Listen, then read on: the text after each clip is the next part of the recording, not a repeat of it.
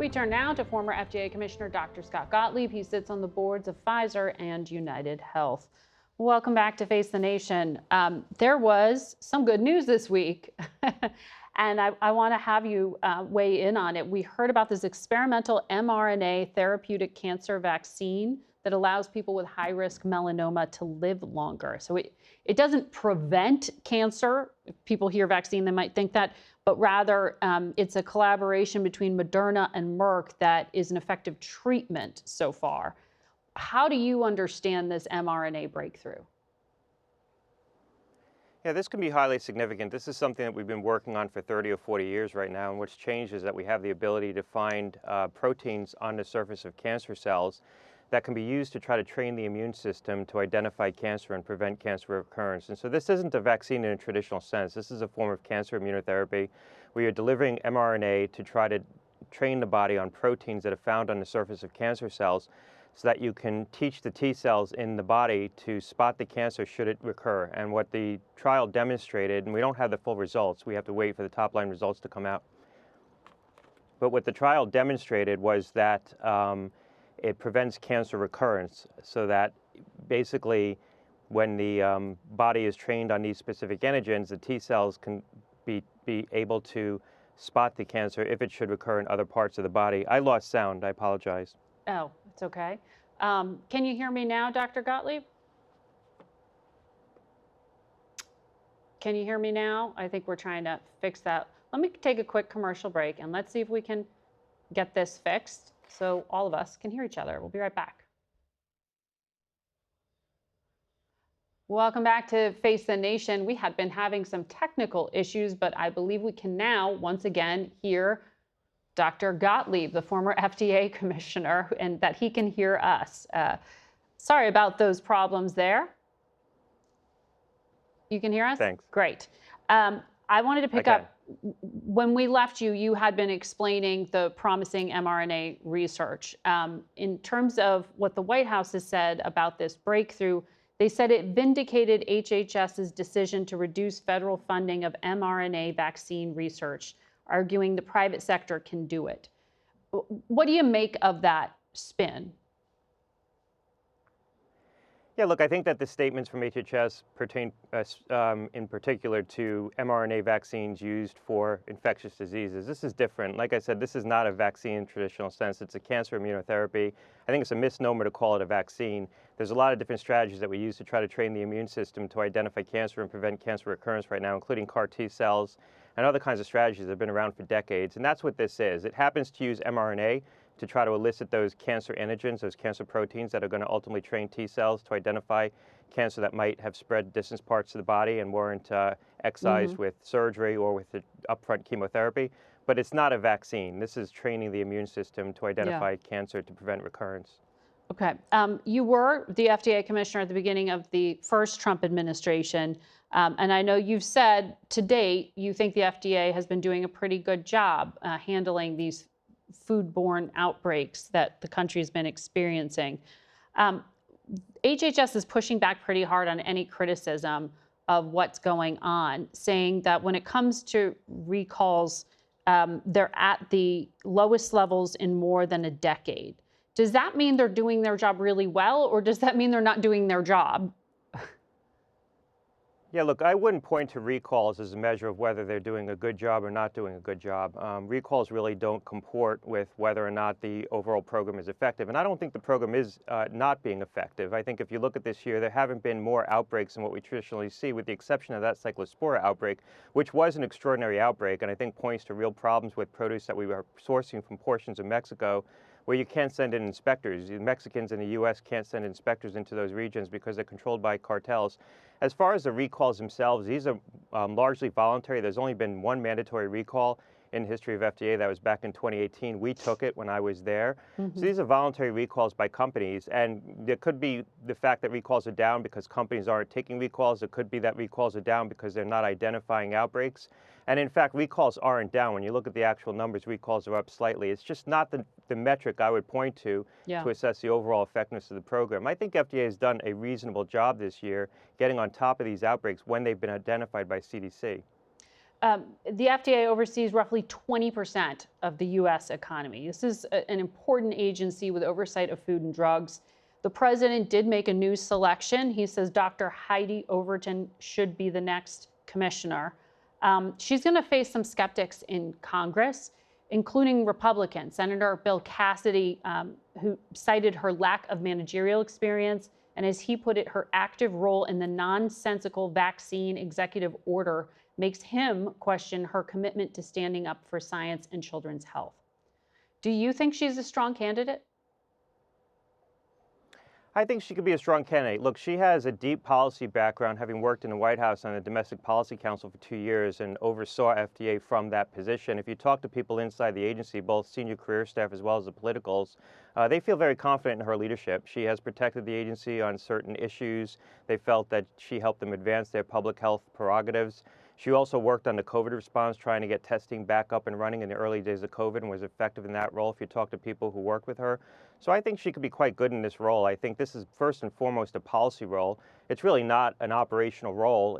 I think you need to have good operational people around you. You have to hire and retain good people and put them in key roles. You need strong leadership in the centers. And I think she has a sense that she needs to do that. She's been around FDA long enough to know that. But this is a policy role. It's a political job. Yeah. She certainly has that experience. And I think having the relationship to the White House is going to be important.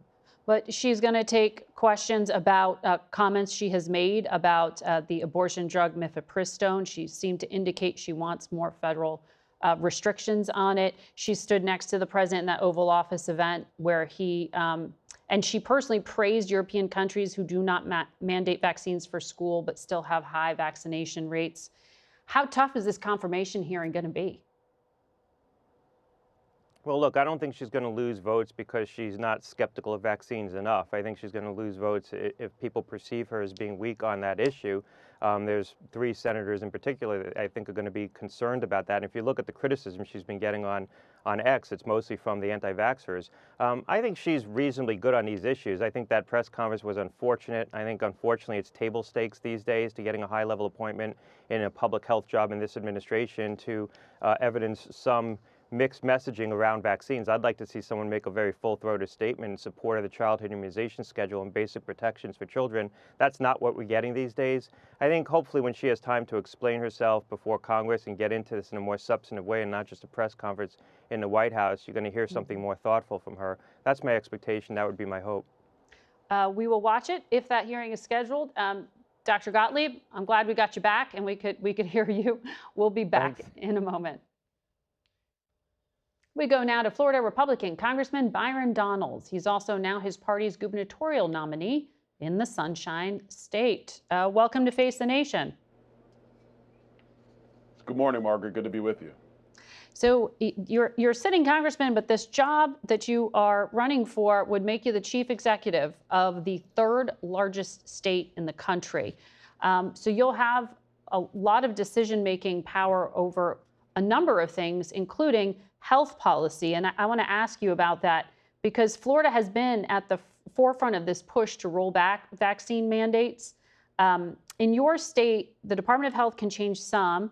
Others, like polio and MMR vaccines, are mandated under Florida law. If you're elected, are you going to go to the Department of Health and the state legislature and ask for repeals? If so, which ones? Well, first of all, Margaret, it's good to be with you. Number one, I know that Governor DeSantis and our Surgeon General, Dr. Ladapo, have already made moves on the rulemaking vaccines, and put those under essentially giving parents the ability to make those decisions for their children. And I agree with that decision. When it comes to polio, MMR, those are things that we want to make sure we study and really engage in before we make those determinations and work with the legislature before we make any of those decisions about requirements for those vaccines. I think it's important also to note that President Trump did allow for expansion and really, quite frankly, reversing the concentration around the vaccine schedule. I know that my oldest son, he's 22 years old. The vaccination schedule for him was very different for kids today. And so spreading out that vaccination schedule, I think, does make sense. It gives an infant human body the ability to actually absorb and deal with that rate of vaccination. But if we're going to talk healthcare, the bigger issue we have in the state of Florida is costs. And number one, the Affordable Care Act is not working for Floridians. We have seen premiums jump over the last 15 years since it passed. Deductibles out of control for the last 15 years. And so the current structure of health insurance in our country under the Affordable Care Act is not working for families, whether it's Florida or anywhere else in the United States. This is why my proposal is price transparency. We want doctors' offices and hospitals to post a real cash price for the top 20 services that they provide. Right. So Floridians have an opportunity to see the real price, see the real cost, and make determinations about where they get their health care. I think that's much more of a constructive conversation about costs in health care and trying to stabilize prices than just simply vaccinations. Right, but that also doesn't address coverage for them or how they pay for them. But I hear you. I'm sure a lot of people would like to know what they're paying. But in terms of keeping people healthy, nearly all of Florida is below the 95% immunization rate for herd immunity for measles. So is your message to Florida parents, get your kids vaccinated against that one? No, actually, my message to Floridians and quite frankly to Americans is the reason why we have seen a measles outbreak in certain parts of the country is because of rampant illegal immigration into the United States from the previous administration. Margaret, before Joe Biden came to office, when our borders were basically secure, Margaret, we've seen the outbreaks in El Paso, Texas, in Southwest Florida, where I live, and many other parts, where you know that you have a situation, people have come into the country illegally, have not had that vaccination schedule, and not the ones today on young kids that parents do have concerns about. I'm talking about previous ones where people weren't even getting the measles vaccine or mumps and rubella. So the key thing is, number one, you got to control immigration into your country. You can't have an entire a segment of people, more than 10 million, come into your country without that vaccination schedule. That's how you end up having some of these outbreaks. And so that's number one. But number two, and I will tell you, we could talk vaccinations, but the real issue in healthcare is the cost for Americans and the cost for Floridians. And we have already seen that the regulatory framework of the Affordable Care Act is driving up costs on every American, and that's what I want to stay focused on as the next governor of Florida. Okay, so you want vaccinated immigrants. Let me ask you about some of those immigrants. Actually, I just want legal immigrants, to be clear. I just want legal immigration with assimilation. We cannot have open borders, and we cannot have illegal immigration in our country. I want to ask you about legal immigration. There were 158,000 Haitians legally living in Florida under temporary protected status, or TPS, until the Trump administration ended that program. You know, when it comes to Haiti, the State Department tells Americans don't go there for any reason at all. There's crime, there's terrorism, there's no healthcare access, there's kidnapping. You said that this TPS program was just to be a temporary refuge, but aren't all those conditions I listed there the reason you would want temporary refuge? Shouldn't there be some protection? Well, Margaret, number one, let's speak specific to Haiti. I've actually had meetings with the transitional government and the ambassador for the transitional government. They're working on security forces right now as we speak to begin to stabilize Haiti. They've gotten about a quarter to half of the country under control from the gangs that basically took over Haiti.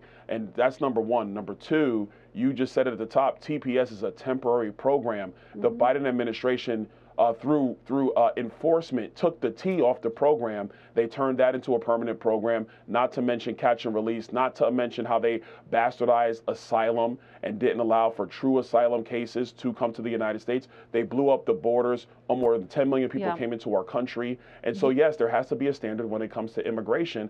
The Trump administration, in my view, making sure that it's a temporary program is correct, but we are also working with the transitional government to make sure that the right security forces are in Haiti to stabilize that country. So that entire process is going to take time. What you can't do in immigration is just say that every program just runs into perpetuity with no end, because once you do that, you have the wrong incentives to make sure that people can return to their home country, stabilize that country, and make sure that it returns to normalcy. I hear you, and hopefully you have your earpiece in there.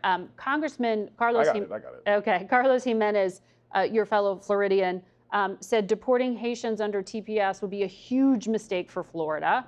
Another Florida Republican, Maria Elvira Salazar, says those TPS holders are part of the backbone of our workforce in critical sectors like healthcare. So do you have a plan to replace the loss of 100,000 Haitians who work in healthcare in Florida if they are deported? Well, let's just be very clear. You're talking about the labor force in Yes. Florida. What we want to do is, the number one, we want to make sure that our kids coming out of high school are having internships and apprenticeships and the necessary workforce training to be able to work, whether it's healthcare or any other job field. Right now, about a third to a half of our kids are going into the college university system. The other half, quite frankly, there is no strategy or plan for them to be successful. This is why I have a Launchpad initiative in Florida, where if you're a junior or a senior in high school, you can actually have those apprenticeships and internships, But this so is that an by the time you immediate graduate high school, you're walking directly into the of job. healthcare Hold on, Margaret. workers. Hold on, Margaret. Hold on, Margaret. Number two, there are jobs available in Florida. We want to change adult re-education, adult education, career source, have that really be supercharged so people can transition from one job or going into those fields. That's number two. Number three, and this is a broader American issue, you cannot let the borders of our country be blown wide open and then talk about, well, we need people in this field or that field and not actually have consistent immigration policy. And so a lot of what you're talking about really stems from terrible decisions when it comes to immigration from the Biden administration and quite frankly, from the Democrats like Angie Nixon, like David Jolly. That's the problem that we are presented with. We have to have a stable standard in immigration and naturalization, and that comes with following the law, not letting Democrats ignore our law, that's federal. allow for I was illegal asked about your immigration, plan in your and look at the state to problems. make up for the shortage of healthcare workers that are about to be deported. Margaret, I just gave you the plan, Margaret. I just gave you the plan, but I'm also a member of Congress. And so you have to have a standard for immigration while making sure that our children in our schools today and young people working today have the ability to move into those fields and those careers while making enough money to build the American dream for themselves. We'll watch your campaign. Thank you very much. Congressman Donalds, who is standing for gubernatorial race in November. We're going to turn now to another congressman, and that is Seth Moulton, who joins us from Salem, Massachusetts. And Congressman Moulton wants to be Senator Moulton. He's launched a primary challenge to Ed Markey. Good to have you on the program, Congressman. Good to see you, Margaret. Last time we saw a young challenger go after Senator Markey's seat, Markey won. How do you get the partisan enthusiasts to show up for you when he's got Senator Bernie Sanders and AOC behind him? Well, as the Boston Globe said in endorsing me, which was a switch for them, by the way, because they endorsed Senator Markey 6 years ago, the future is now. The world has changed. And Senator Markey is very much running the same campaign he did back in 20 when all those same people endorsed him. But in the last debate that we just had this week, he explained to Massachusetts voters that he can't understand the different apps on his phone. He doesn't know which ones use AI. And then he tried to clean it up by explaining that AI is like an automobile and we need to regulate it the way we regulate seatbelts. So the point is, the world has just moved on. It's not a personal thing with Ed Markey. In fact, he and I agree on most policies. It's about whether one Senate seat should belong to one person while the world is moving on without him. He's been in Washington for 50 years, Margaret. Yeah, and you have focused on that need for generational change for some time. You tried to oust Nancy Pelosi from leadership in 2016, 2018. You pushed then for generational change. You ran for president in 2019. In 2024, you were the third member of Congress to say Biden should not run again. So, big picture, it looks like you've been saying the Democratic Party has been on the wrong path for a very long time. Yes, that's fair. I mean, this is very authentic to me. From the very first time I ran for Congress against a 9-term incumbent in my own party and had many of those same establishment endorsers of Ed Markey campaigning against me, I've been willing to challenge the establishment when I don't think it's getting the job done. And I'll be the first to admit that it's not always popular, right? It doesn't always resonate with people. But right now, it's desperately needed. More than 7 out of 10 Democrats in Massachusetts say they want new Democratic Party leadership. On day one of this campaign, I said I'm not going to vote for Senator Schumer for Senate leader. Yeah. Well, not only is Markey supporting Schumer, he just took $62,000 from Schumer's fund to flip Senate seats, money that Democrats raised across the country to go to Maine and Ohio and Alaska to flip Senate seats from red to blue. He took that away from that victory fund to bail out his own campaign. So this is just a time when we do desperately need to challenge party leadership. And it is, as you said, very authentic to my history. I want to ask you about something you were also out on a limb on, and that was 5 years ago this week, 13 service people, 170 Afghans were killed in the attack on Abbey Gate during that chaotic withdrawal from Afghanistan. You were very critical of President Biden and how he carried that out. And you said Washington should be ashamed of the position we put our service members in. Right now, the current president has banned Afghans from entering this country. What are you going to do to help those people left behind? Well, first of all, we're literally working on this issue every single day, Margaret, behind the scenes. And not much is happening, my office got so much experience working with all these cases and trying to get individuals out of Afghanistan. We were able to, on our own, just rescue dozens and dozens ourselves. And in the face of this horrific Trump administration, where their policies are basically just racist, essentially, and saying that they don't want anybody who isn't a white person coming into America, they are basically ground the immigration program from Afghanistan to a halt. So the first thing we're doing is behind the scenes, we're still working with veterans from across the country to get Afghans to safety. The second thing we're doing is we're fighting on policy. Because we have to change this policy. We have to fundamentally reform immigration.